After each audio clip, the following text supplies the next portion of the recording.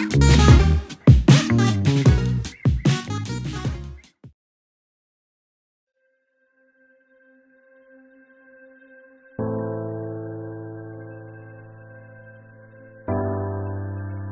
we the only ones? Are we the only generation who is experiencing the global pandemic? No, it is not.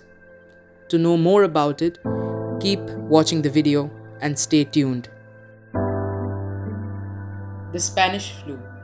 The Spanish flu pandemic of 1918, the deadliest in history, infected an estimated 500 million people worldwide, about one third of the planet's population, and killed an estimated 20 million to 50 million victims, including some 675,000 Americans. The 1918 flu was first observed in Europe, the United States, and parts of Asia before swiftly spreading around the world. At the time, there were no effective drugs or vaccines to treat this killer flu strain. Citizens were ordered to wear masks, schools, theaters, and businesses were shuttered, and bodies piled up in makeshift morgues before the virus ended its deadly global march. The first wave of the 1918 pandemic occurred in the spring and was generally mild.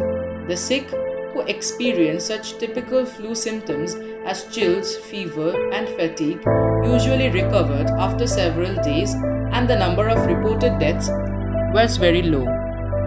However, a second highly contagious wave of influenza appeared with a vengeance in the fall of that same year. Victims died within hours or days of developing symptoms, their skin turning blue and their lungs filling with fluid that caused them to suffocate. In just 1 year, 1918, the average life expectancy in America plummeted by a dozen years. Scientists still do not know for sure where the Spanish flu originated, though theories point to France, China, Britain, or United States, where the first known case was reported at Camp Funston in Fort Riley, Kansas on March 11, 1918. Some believe infected soldiers spread the disease to other military camps across the country, then brought it overseas.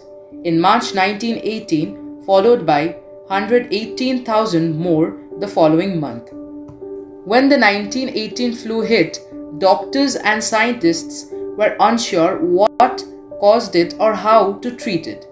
Unlike today, there were no effective vaccines or antivirals, drugs that treat the flu. The first licensed flu vaccine appeared in America in the 1940s. By the following decade, vaccine manufacturers could routinely produce vaccines that would help control and prevent future pandemics. Complicating matters was the fact that World War I had left parts of America with a shortage of physicians and other health workers. And of the available medical personnel in the US, many came down with the flu themselves.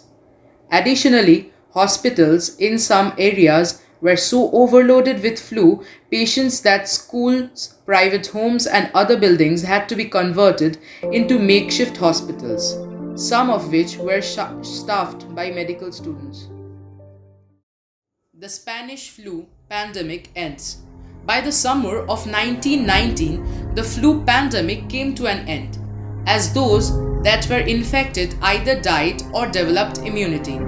Almost 90 years later, in 2008, researchers announced that they had discovered what made the 1918 flu so deadly. A group of 3 genes enabled the virus to weaken a victim's bronchial tubes and lungs and cleared the way for the bacterial pneumonia. Since 1918, there have been several other influenza pandemics, although none as deadly.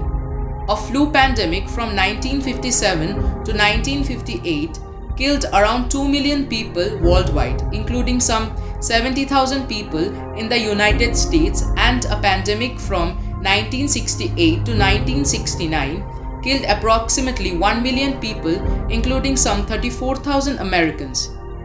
From this, we can conclude that the hard times are experienced by all, not only by a particular place or a country. Spanish flu is very relatable to COVID 19, like the lockdown declarement, the wearing of masks, and many more. So, it's very important for us to work all together and follow the precautive measures so that the dark blanket which is laid over us now is removed by the sunshine of the new world.